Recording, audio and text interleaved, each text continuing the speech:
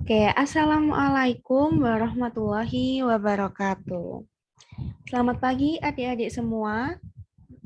Apa kabarnya hari ini? Waduh, mukanya sudah tampak cerah-cerah semua ya, berarti siap untuk mengikuti pembelajaran pada hari ini. Nah, apa kabar? Semoga selalu dalam keadaan sehat, tidak kurang satu apapun, dan siap untuk menuntut ilmu pada hari ini. Nah, sebelum memulai kelas, alangkah lebih baiknya kita berdoa dulu sesuai agama masing-masing. Di sini siapa ya ketua kelasnya? Oh, Mas Bintang. Oh ya, silakan untuk Mas Bintang memimpin teman-temannya untuk berdoa terlebih dahulu sebelum memulai kelas. Silakan.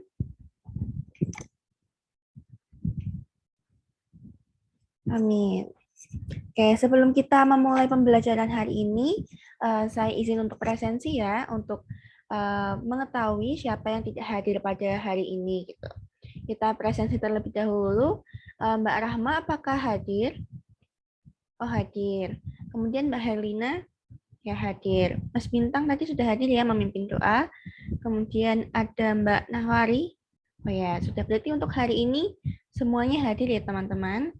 Oke. Ada yang tahu nggak ya kira-kira hari ini kita akan membahas apa nih?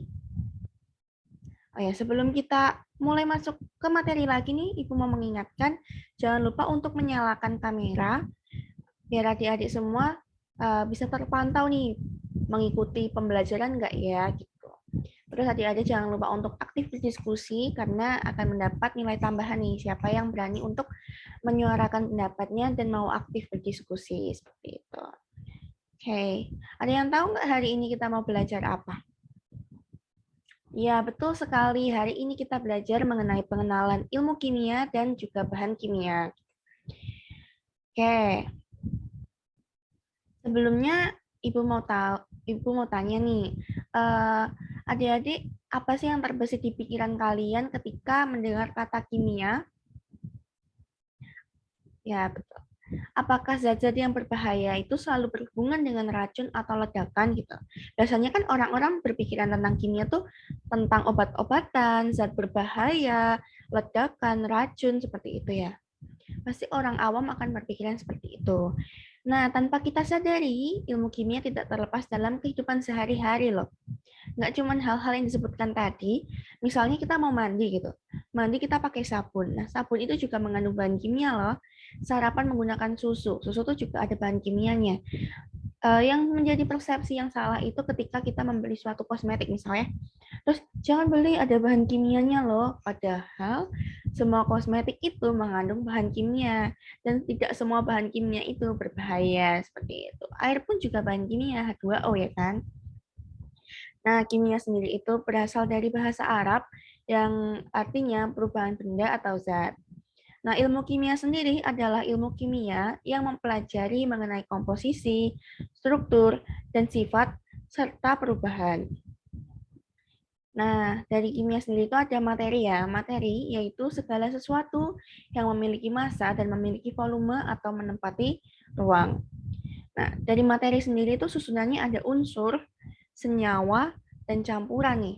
Jadi adik-adik ada nggak yang mau menjelaskan perbedaan dari unsur, senyawa, dan juga campuran? Oh ya, silahkan Bintang untuk menyampaikan. Iya, betul sekali yang disampaikan Bintang. Saya izin mengulangi ya. Untuk unsur adalah zat yang paling sederhana yang sudah tidak bisa dibagi lagi. Contoh dari unsur adalah natrium atau Na, hidrogen atau lambangnya H, oksigen, kemudian ada karbon seperti itu. Kemudian senyawa adalah zat yang terbentuk dari gabungan beberapa unsur dengan perbandingan tertentu. Contoh dari senyawa adalah CO2 atau karbon dioksida, kemudian H2O, ada CaCO3. Nah, contoh-contoh tersebut merupakan contoh dari senyawa. Kemudian selanjutnya adalah campuran. Campuran itu apa sih? Campuran merupakan gabungan antara dua zat atau lebih di mana sifat penyusunnya tidak berubah. Contoh campuran adalah larutan gula, susu, air kanji, dan sebagainya. Nah, campuran itu ada campuran heterogen, homogen, seperti itu. Selanjutnya, ada struktur materi. Untuk contoh molekul unsur itu ada O2, N2, H2 kayak gitu. Contoh molekul senyawa ya seperti kayak senyawa tadi, CO2, H2O dan COCO3 dan sebagainya. Kemudian masuk ke peranan ilmu kimia. Ada yang tahu nggak sih ilmu kimia itu berperan dalam apa saja? Oh ya, silakan Mbak Rahma menyampaikan pendapatnya. Ya, betul sekali. Tadi sudah disampaikan dari Mbak Rahma ya, ada geologi, kayak gitu-gitu. Nah, saya izin menambahkan, nah peran ilmu kimia itu sangat luas. Bahkan di bidang-bidang di luar kimia juga kimia itu sangat berperan gitu. Seperti contohnya bidang geologi. Contohnya, sifat-sifat kimia dari berbagai material bumi dan teknik analisisnya telah mempermudah geologi dalam mempelajari kandungan material bumi. Jadi untuk mempelajari kandungan material bumi, itu tuh kita perlu tahu sifat-sifat kimia dari berbagai material tersebut gitu. Kemudian ada bidang pertanian. Nah, ilmu kimia memberikan informasi tentang kandungan tanah yang terkait dengan kesuburan tanah seperti itu.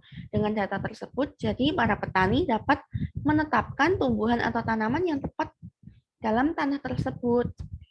Selain itu, juga pembuatan pupuk itu memerlukan analisis kimia dan juga bahan-bahan kimia seperti itu. Selanjutnya adalah bidang kesehatan. Nah, bidang kesehatan itu biasanya obat-obatan ya, yang seperti kita tahu, pasti obat-obatan kimia itu sangat erat dengan kimia gitu. Kemudian memudahkan juga para ahli bidang kesehatan untuk mendiagnosa berbagai penyakit. Selanjutnya adalah bidang hukum. Nah, bidang hukum di ilmu kimia sendiri itu dibutuhkan ketika terjadi kejahatan ataupun pembunuhan nih misalnya. Dengan begitu dibutuhkan sampel hasil tes DNA yang menggunakan ilmu kimia. Nah, itu tuh contoh beberapa bidang yang memerlukan peranan ilmu kimia. Masih banyak lagi bidang-bidang yang memerlukan peranan ilmu kimia. Oke, kita lanjut ya ke bab selanjutnya yaitu bahan kimia. Oke, Ibu share screen-nya, adik-adik.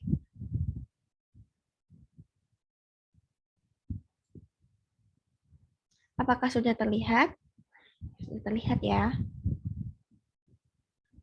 Oke.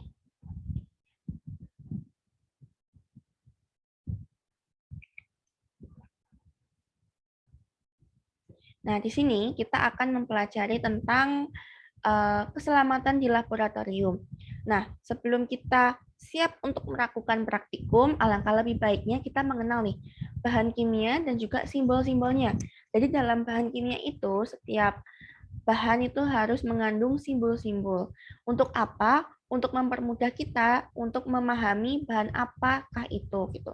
Jadi ketika kita ada dan bisa membaca simbol-simbolnya, jadi kita tahu gitu.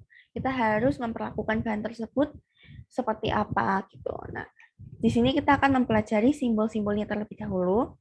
Yang pertama itu ada eksplosif atau bersifat mudah meledak. Seperti ini ya lambangnya, seperti ada ledakan seperti itu.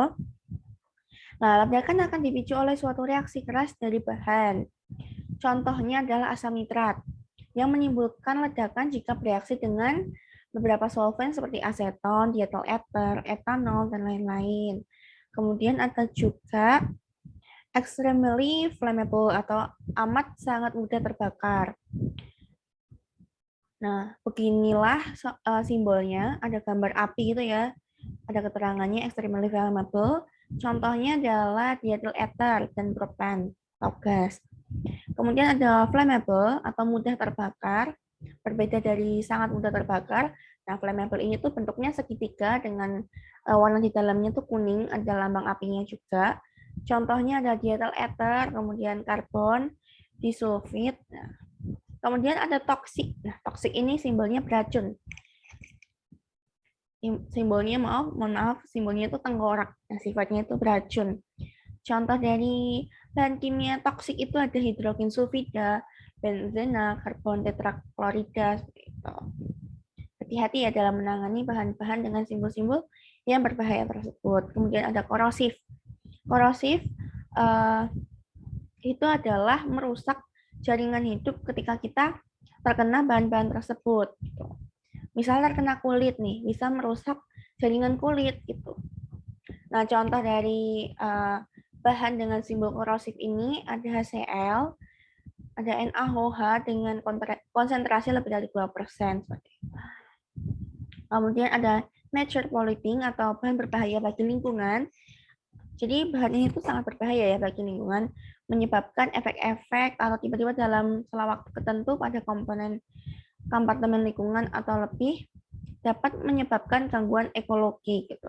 Contohnya adalah AgNO3, Ag2Cl2, dan lain-lain.